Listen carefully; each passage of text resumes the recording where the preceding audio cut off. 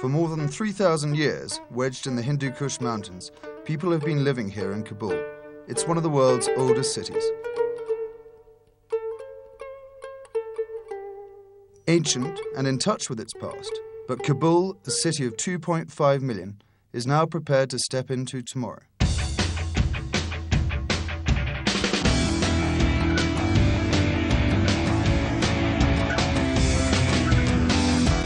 Since 2001, Kabul has made a quantum jump into the 21st century. A new power grid, new passenger terminal, new roads, new communication systems, new schools. The progress can be seen literally building every day on the horizon. For those who live through such hard times, today is a time of great celebration.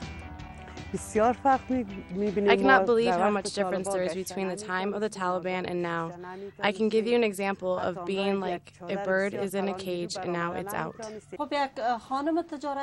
I am a businesswoman. This was not possible before. And every day the economy is changing for the good. This is a sign of growth and that every day is changing.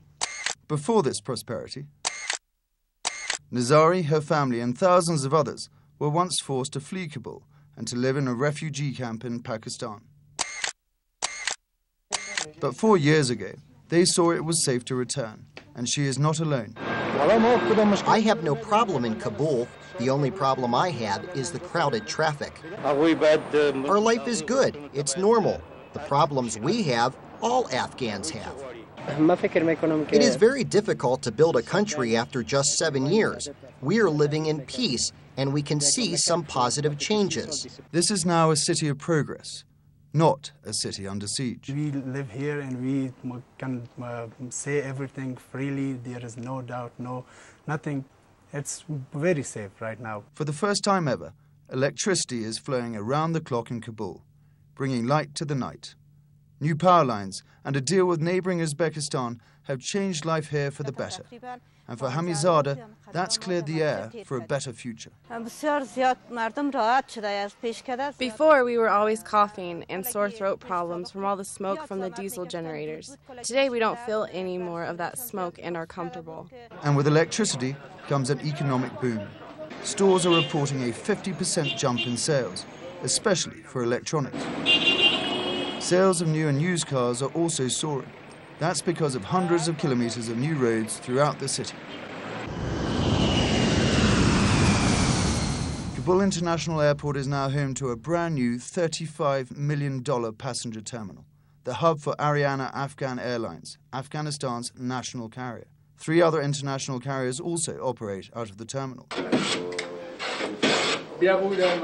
Construction across the city is also booming. Around each corner, new businesses, new homes are going up. More and more people are moving out of older hillside mud buildings and moving into modern apartments. This has given people here plenty to talk about. It seems everyone in Kabul has a cell phone, and since 2006, when the Afghan government signed a $64 million contract, fiber optic cable has been providing internet, television and radio service, not just to Kabul, but the entire country. I have 6 children. Public schools reopened in 2002 after the fall of the Taliban, with most being remodeled or rebuilt. We walk the children to school, check in with the teachers, make sure they are studying well, and we feel very positive.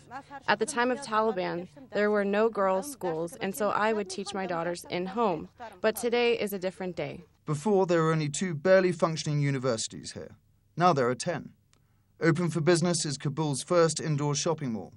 People are walking the streets, eating out. Children are free to skateboard in the park, to fly a kite. The city is alive again. This is the Kabul you don't hear about on the news. With security tight in Kabul, Afghans struggle to move around freely in the capital. A suicide bomber struck at the heart of one of that country's government buildings. 21 local people were killed, 13 of them children in a nearby school. Yes, violence does occur here in Kabul, but the attacks are actually rare. The city is not surrounded. The enemy is not knocking at the gate. And when incidents do happen, it doesn't take long for Kabul to get back on its feet. The Taliban is indiscriminate in its targeting. They simply want to make headlines, they want to make a fuss, they want to try and sow concern and even terror in the public, and they achieved that for a short time. But I've been driving around Kabul today, and it doesn't look to me as if it's had any long-term effect. It's as busy as ever.